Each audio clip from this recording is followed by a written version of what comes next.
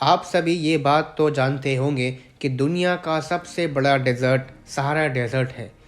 लेकिन इसकी सूखी ज़मीन को एक हरे भरे जंगल में बदलने की कोशिश की जा रही है। सवाल ये है, अफ्रीका कॉन्टिनेंट के नॉर्थ में इतने बड़े फैले हुए रेगिस्तान को बदलने में कितना खर्च आएगा? क्या हम ज़मीन के इतने बड़े सूखे हिस्से को कैसे बदल पाएंगे?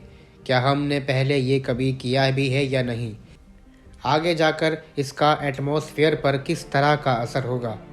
ये सभी वो सवाल हैं जो एक्सपर्ट्स को सोच में डाल देते हैं।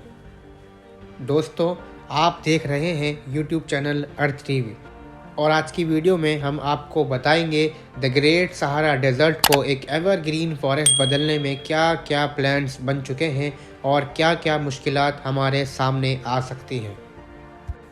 सहारा डेजर्ट जो नॉर्थ अफ्रीका में 9.4 मिलियन स्क्वायर किलोमीटर में फैला हुआ है, यानी कि इतना बड़ा कि अगर आप अमेरिका को रेत से भर दें और यहाँ के सारे पेड़ पौधों को हटा दें तो लगभग अमेरिका जितना बड़ा। लेकिन क्लाइमेट चेंज की कोशिश में कई सालों से एक्सपर्ट्स दुनिया के सबसे बड़े डेजर्ट को ग्रीन ग्रासलैंड बदलने में कई प्लान्स बना चुके हैं, पर अभी तक कोई भी प्लान्स कामयाब नहीं हो सके हैं। लेकिन सवाल ये है कि आखिर इतने बड़े लैंड मास को फॉरेस्ट में बदलने की ज़रूरत क्या है, जबकि हमारे पास दुनिया का सबसे बड़ा अमेज़न एवरग्रीन फॉरेस्ट पहले से ही मौजूद है। ये सब बात समझने से पहले हमें ये बात जाननी होगी कि आखिर इतने बड़े लैंड मास को एवरग्रीन फॉरेस्ट में बदलने की क्या वजह है।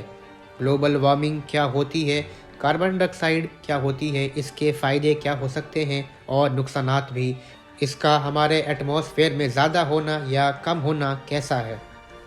इंसानों की बढ़ती आबादी और हमारे एटमॉस्फेयर में बढ़ते हुए पॉल्यूशन की वजह से अर्थ का टेम्परेचर काफ़ी ऊपर जा चुका है और इन सब की असल वजह है ग्रीन हाउस इफ़ेक्ट गैसेस जैसे कि water vapour, carbon dioxide, methane, nitroxide और क्लोरोफ्लोरोकार्बन्स जैसी गैसेस हमारे एटमॉस्फेयर में बढ़ती जा रही हैं, जिससे हार्मफुल सोलर रेडिएशन अंदर हमारे एटमॉस्फेयर में आ जाती है।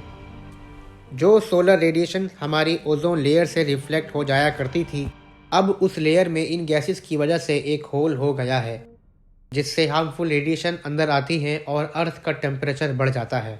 18वीं सेंचुरी में इंडस्ट्रियल रेवोल्यूशन के बाद से इंडस्ट्रीज़ और फैक्ट्रीज़ में फॉसल फ्यूल्स इतना ज़्यादा इस्तेमाल किया गया कि एटमॉस्फेयर में CO2 यानी कि कार्बन डाइऑक्साइड 3 गुना ज़्यादा बढ़ गई है। ये इतनी ज़्यादा है कि अगर नासा की कई हज़ार साल पुराने रिकॉर्ड्स भी उठाकर देखें तो CO2 कभी इतनी नहीं बढ़ी थी। और ये हमारे क्लाइमेट को बहुत तेज़ी से बदल रही है, जिसका असर हमारे ओशंस पर, वेदर पर, खाने पीने पर, यहाँ तक कि हमारी हेल्थ पर भी गहरा असर देती है।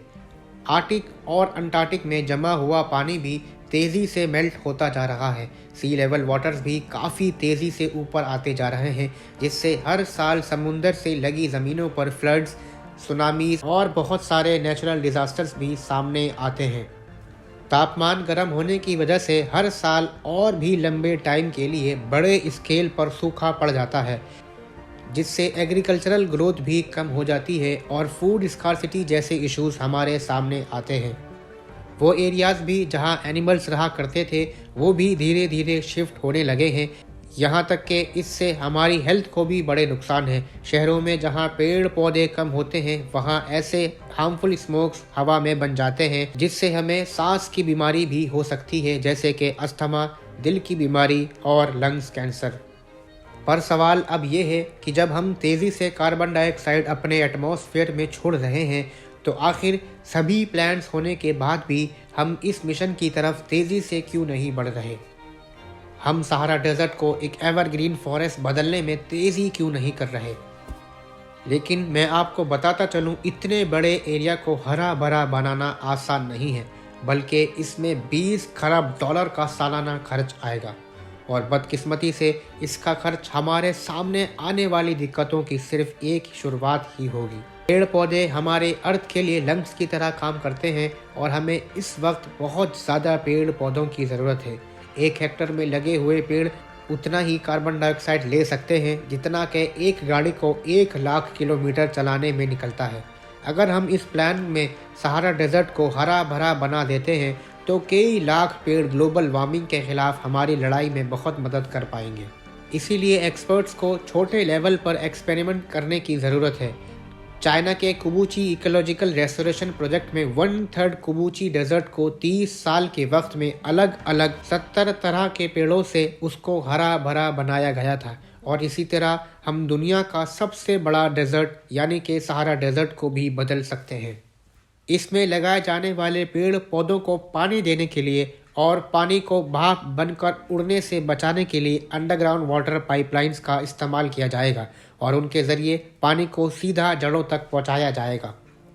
एक्सपर्ट्स की माने तो इस मौसम में सबसे अच्छे लगाए जाने वाले पेड़ यूकेलिप्टस होंगे यानी कि नीलगिरी, क्योंकि ये ऐसे गर्म मौसम में आराम से रह सकते हैं और तेज़ी से बढ़ सकते हैं, जो मजबूत भी होते हैं। जैसे जैसे पेड़ों में जड़ें आने लगेंगी वैसे वैसे मिट्टी के अंदर भी बाकी सभी न्यूट्रिशंस पैदा होने लगेंगे, बारिश का लेवल भी बढ़ जाएगा और सहारा डेजर्ट के टोटल टेम्परेचर में 8 डिग्री सेल्सियस कम हो जाएगा। लेकिन सवाल ये है कि इसकी मुश्किलात क्या हो सकती हैं। जिस तरह हमने अभी जाना कि इतने बड़े मिशन का खर्च साल में 20 खरब डॉलर होगा, तो वो कौन देगा। अफ्रीका कॉन्टिनेंट में कुछ ही मुल्कों को छोड़कर लगभग 80% कंट्रीज़ ऐसी हैं जो पावर्टी लाइन से नीचे हैं, यानी कि उनसे तो कोई उम्मीद नहीं रखी जा सकती। पर अगर यूनाइटेड नेशन ऑर्गेनाइजेशन सभी दुनिया भर के मुल्कों से इतना बड़ा खर्च ले भी ले तो भी सहारा डेजर्ट को हरा भरा बनाने में और भी कई मुश्किलों का सामना करना पड़ेगा। जैसे जैसे ये ज़मीन नए पेड़ लगने की वजह से नम होती जाएगी वैसे वैसे लोकस्ट यानी कि टिड्डियों के हमले का भी ख़तरा बढ़ता जाएगा। पर क्या ये इतने ख़तरनाक होते हैं? जी हाँ, एक छोटा सा लोकस्ट भी एक दिन में 2500 लोगों का जितना खाना खा सकता है, मतलब कि ये ख़तरनाक साबित हो सकते हैं। हालांकि सहारा डेजर्ट को हरा भरा बनाने में सबसे बड़ा सवाल ये है कि आगे जाकर ये हमारे एटमॉस्फेयर में किस तरह के बदलाव लाएगा। तो मैं आपको बताता चलूँ कि सहारा डेजर्ट में जब कभी भी तूफ़ान आता है तो यहाँ रेत का तूफ़ान आता है और ये रेत के छोटे छोटे पार्टिकल्स हवा में घुल मिल जाते हैं, जो अटलांटिक ओशन को भी पार करने के बाद साउथ अमेरिका में इकट्ठी होती है। और जब ये रेत आसमान से बारिश के साथ गिरती है तो अमेज़न रेन फॉरेस्ट को वो पानी देती है जो इसके इकोसिस्टम को सबसे ज़्यादा ज़रूरत है। यानी कि आप ऐसे समझ लें कि सहारा डेजर्ट ही अमेज़न रेन फॉरेस्ट को हरा भरा बना रहा है। मतलब कि अगर हम दुनिया के एक बड़े हिस्से को हरा भरा बना देते हैं तो शायद दुनिया का दूसरा हरा भरा हिस्सा सूख सकता है। पर हो सकता है एक्सपर्ट्स के पास इस परेशानी का भी कोई प्लान हो। तो हालांकि एक हरे भरे सहारा से हमारी कार्बन प्रॉब्लम सॉल्व हो सकती थी, पर क्या एक जगह को हरा भरा बनाने से अर्थ के दूसरे हिस्सों को बर्बाद कर देना सही है? तो आखिर इस प्रॉब्लम का सलूशन क्या है?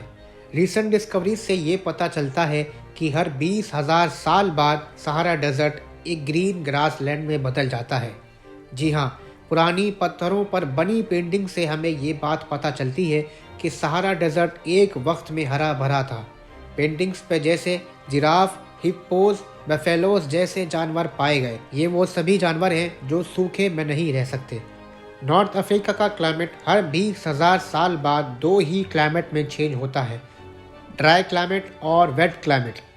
लेकिन इसके पीछे की वजह क्या है और ऐसा क्यों होता है? तो इसका जवाब है हमारी अर्थ का टिल्ट होना। अभी हमारी अर्थ 23.5 टिल्ट अपने एक्सिस पर घूम रही है, लेकिन ये टिल्ट कांस्टेंट नहीं रहता। ये 23.5 डिग्री से लेकर 24.5 डिग्री तक टिल्ट होती है, जो हर 20,000 साल से लेकर 40,000 साल में एक बार होता है। लेकिन ये वक्त इतना है कि अगर हम इतने वक्त को इंतज़ार करें तो हमारी अर्थ की सिचुएशन करंट सिचुएशन से भी बद से बदतर हो जाएगी। तो शायद इतनी बड़ी प्रॉब्लम का सिर्फ एक ही सॉल्यूशन है कि इतनी बड़ी जगह को हरा भरा बनाने से बेहतर है कि हमें दुनिया भर में पेड़ पौधे लगाने का सोचना चाहिए। उम्मीद है आपको आज की वीडियो भी खूब पसंद आई होगी।